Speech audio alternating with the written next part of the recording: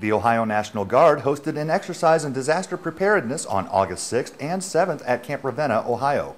This exercise, also known as Talon Shield, tested the interoperability between multiple agencies, both military and civilian, on a grand scale. Army National Guard Colonel Deborah Ashenhurst, commander of the Joint Task Force 73, describes what Talon Shield is and what makes this particular exercise unique. It is an exercise that integrated the civilian first responders, the military first responders, and everybody that would have a role in mitigating the results of a disaster like this tornado that took place with the subsequent chemical reactions and things that came out of that. Actually, this is the first event of its kind that has been conducted as far as we've been able to find out across the nation. We had people from across the nation coming in to visit and view how this went because it was very well publicized as the first of a kind. Now, I suspect that with our leaders, our senior leaders, and their strategic outlook, we will be seeing these exercises more frequently in the future. Major General Gregory Waite, Adjutant General for the state of Ohio, describes the amount of manpower used to make this exercise a success. Well, this is the first time that we've had the Homeland Response Force, or HERF, out, and then we're interfacing with local responders. So there's about 1,300 total on the ground, and that's made up of local responders, primarily from Portage County and the local surrounding communities, their fire departments, their EMSs, and then we're integrating that with the military.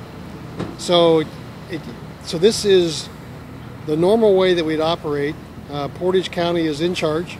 The Portage County EMA is in charge. They're the incident commander, and we're working for the Portage County Incident Commander, as is everybody here, all 1,300 members and fire departments. But you know, there's a lot of firsts going on today too, because this is the first time we've had the urban search and rescue teams here.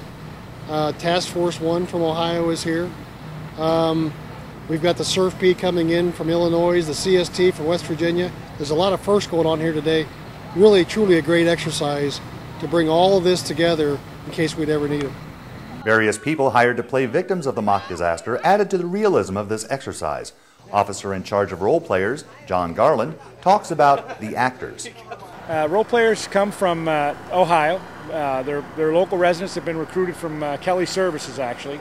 And we asked for actually local residents to the Camp Ravenna area. We asked for prior military, active duty National Guardsmen, and things of that. We asked for some of those in the recruiting parameters so that we get a high caliber role player. And there is a good mix of that, and that helps the mission be more successful. But we also ask for a mix in terms of ages, so that we're not just sending young, in shape 20-year-olds through the system. You actually have folks. I've had folks as old as 75 years old going through the training, and it adds a realistic nuance to the guys that got to handle somebody like that.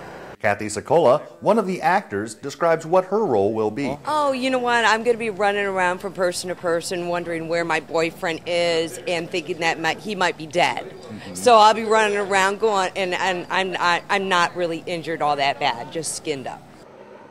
The two-day event proved that should a real disaster occur, the state of Ohio will be in good hands with the civilian and Ohio National Guard emergency responders. For the Ohio National Guard, I'm Tech Sergeant Joe Stepp.